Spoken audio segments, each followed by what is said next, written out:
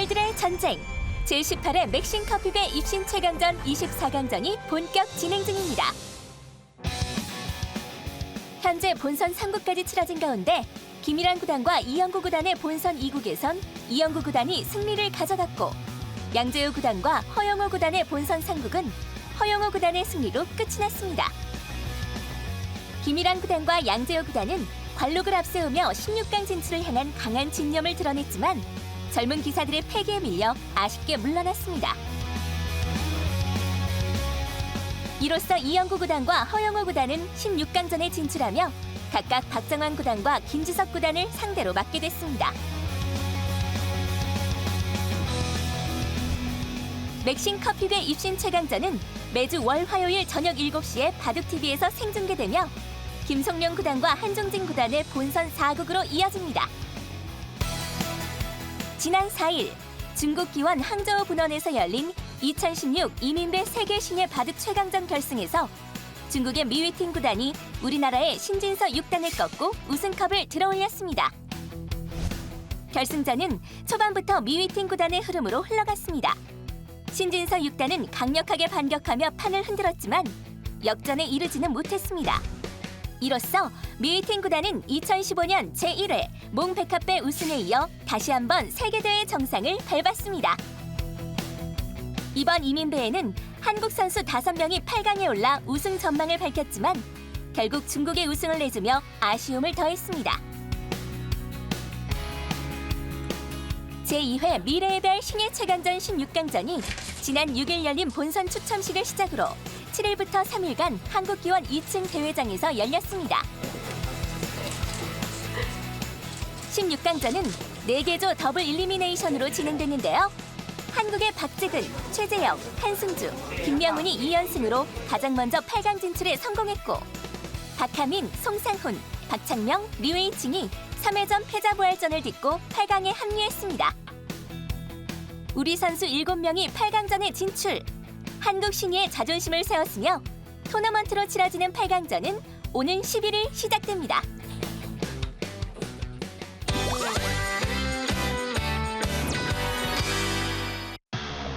다사다난했던 지난 2016년 바둑계 최대 이슈는 단연 인공지능 알파고였습니다. 구글 딥마인드사가 개발한 인공지능 알파고는 2016년 3월 이세돌 구단에게 도전장을 던지며 돌연 수면 위로 떠올랐는데요.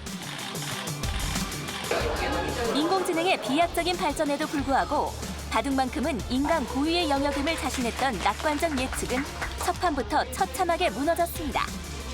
알파고는 인간 대표로 나선 이세돌 구단과의 제1국에서 가볍게 승리를 거두며 전 세계를 충격에 빠뜨린 겁니다. 특히 이세돌 구단 본인을 비롯한 바둑 전문가들은 알파고의 공개된 기보를 바탕으로 승리를 확신하고 있었는데요. 정체를 드러낸 알파고의 실력은 상상 그 이상. 알파고가 1, 2, 3국을 내리 승리한 가운데 마지막까지 집념과 투혼을 발휘한 이세돌 구단은 제4국에서 신의 한 수라 불리는 78수를 선보이며 불계승. 마침내 알파고의 귀중한 승리를 거뒀습니다. 그러나 최종 결과는 4대1. 구글 딥마인드 챌린지 매치의 승자는 알파고였고 알파고는 바둑으로 인간에게 승리한 최초의 인공지능으로 기록됐습니다.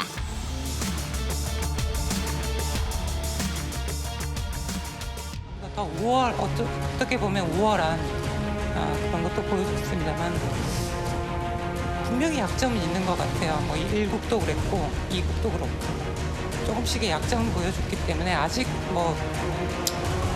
정말 인간에게 뭔가 던질 수 있는 그런 메시지를 던질 수 있는 그런 실력이었나. 어떻게 보면 우리의 패배는 이세돌이 패배한 거지 인간이 패배한 것은 아니지 않나. 그렇게 생각을 한번 해보겠습니다. 1년 내내 인공지능 담론이 전 세계를 뒤흔든 지난해 연말 온라인 바둑 사이트에는 또 한 번의 파란이 몰아칩니다.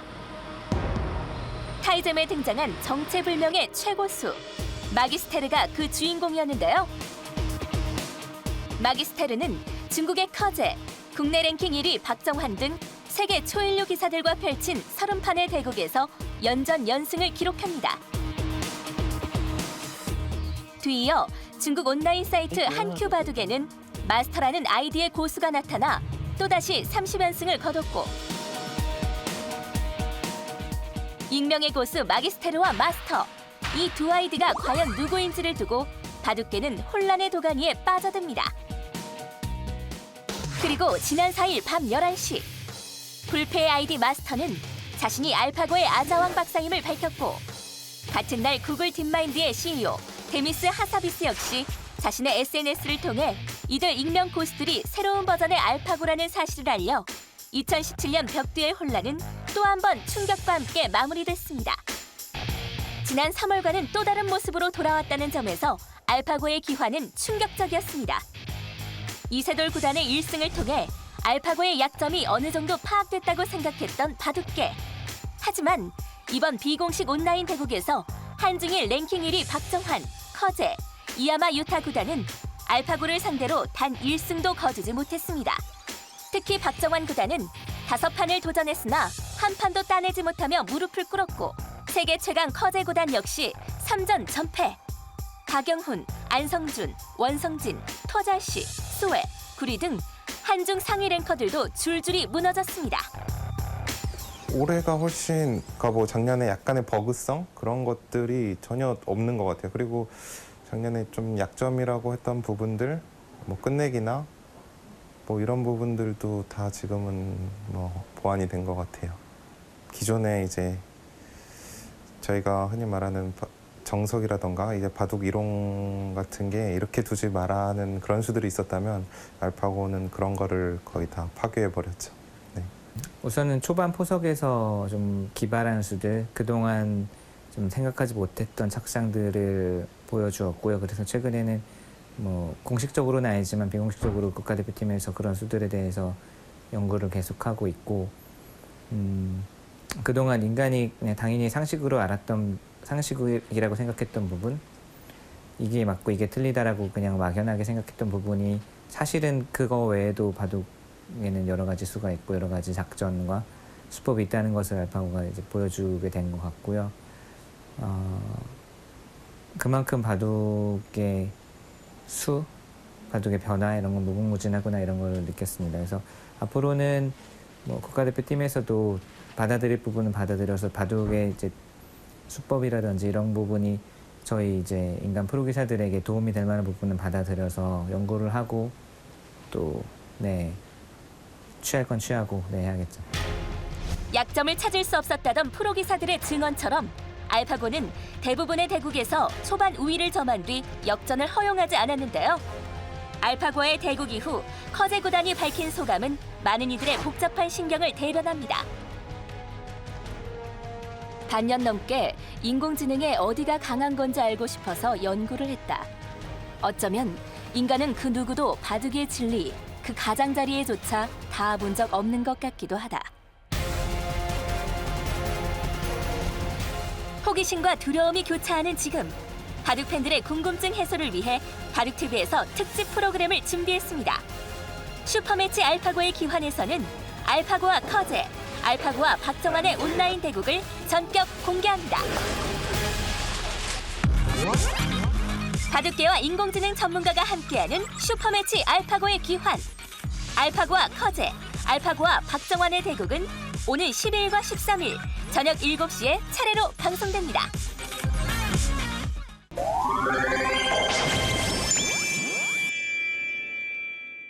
하오정 사범이야 뭐 당연히 하면 재밌겠죠. 하오정 사범 할게요. 목준석에 대해서 어떻게 생각해? 호정이가 저한테 뭐라고 하겠네.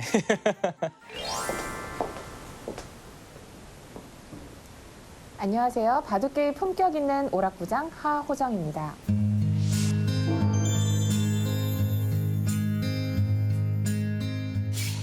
일단 바둑TV에서 생생 레슨 하면서 친해진 것 같아요. 정말 편안하고 진짜 재밌게 찍었었거든요. 그래서 뭐 영광이죠. 진석이한테 제가 표현하진 않았지만 영광이라고 생각합니다. 저희가 막 더 재밌어서 기획 구상도 막 저희도 막 참여를 했었고요. PD님이랑도 재밌게 놀고 놀다가 그냥 끝났어요. 30분이 러닝 타임이면 30분만 찍고 에이 모르겠다 이러고 그냥 끝내는데 막 그런 것도 다 나가더라고요. NG 장면 같은 것도. 편지 내시면 안 됩니다. 네, 안 됩니다. 네.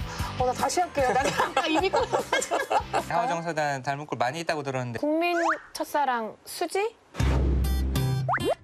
저 같은 이 아줌마 기사들도요. 끝나요, 지금. 인서트 안 되나요? 저는 별로 안 망가진 것 같아요. 진석이만 망가진 걸로.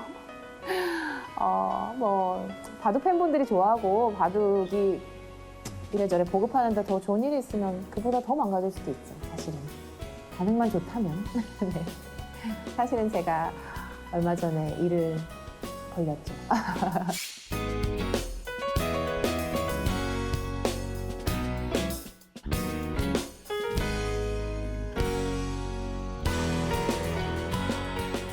바둑 팬들과 이 프로기사의 만남의 장, 뭐 소통의 장이 필요하다고 생각을 했어요. 바둑이 어쨌든 우리가 원하지 않든 원하든 스포츠로 간 이상은 이제는 팬과 함께 하는 게 필요하다고 생각해서 이런저런 재밌는 대회도 많이 기획을 하고요. 얼마 전에 이창호 구단도 왔었는데 이제 콘서트, 바둑 콘서트 이렇게 회원분들이 계셔서 이창호 구단과 이런저런 얘기도 나누는 보통 때 하지 않은 질문들도 많이 했었거든요.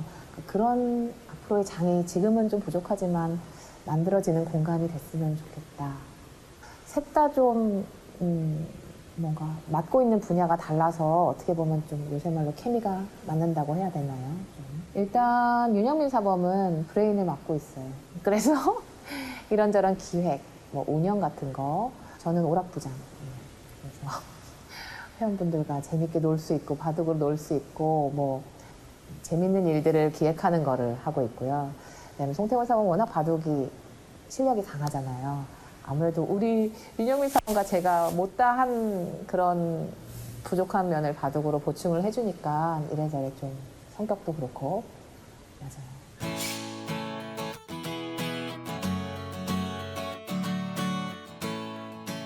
바둑으로 사람을 만난다는 게 되게 매력 있어요. 그래서 여기 회원분들은 저는 사실은 처음에 친하지 않았거든요.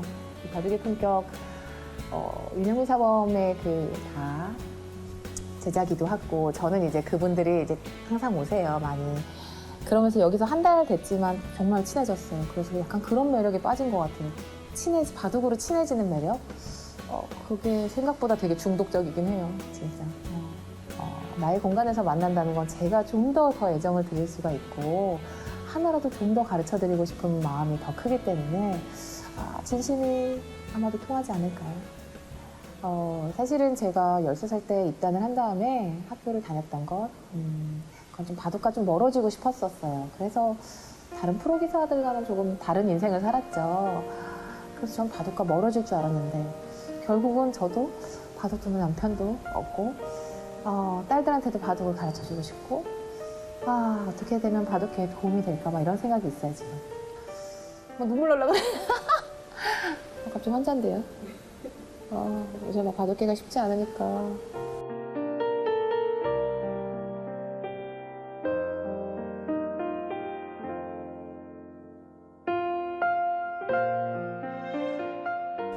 요새 좀 많이 이런저런 활력이 없는데 제가 좀 활력이 되는 선후배가 됐으면 좋겠는데 쉽진 않은 것 같아요. 그래서 제가 할 수 있는 일은 어쨌든 제 일을 열심히 해서 그나마 그런데 조금이라도 도움이 됐으면 좋겠어요. 뭐 기전이 생길 수도 있고 아니면 그냥 이런 문화, 바둑계가 되게 품격 있는 취미가 될 수도 있다. 물론 이런 문화만 바뀌게 해도 제가 그래도 어느 정도는 도움이 되지 않았을까?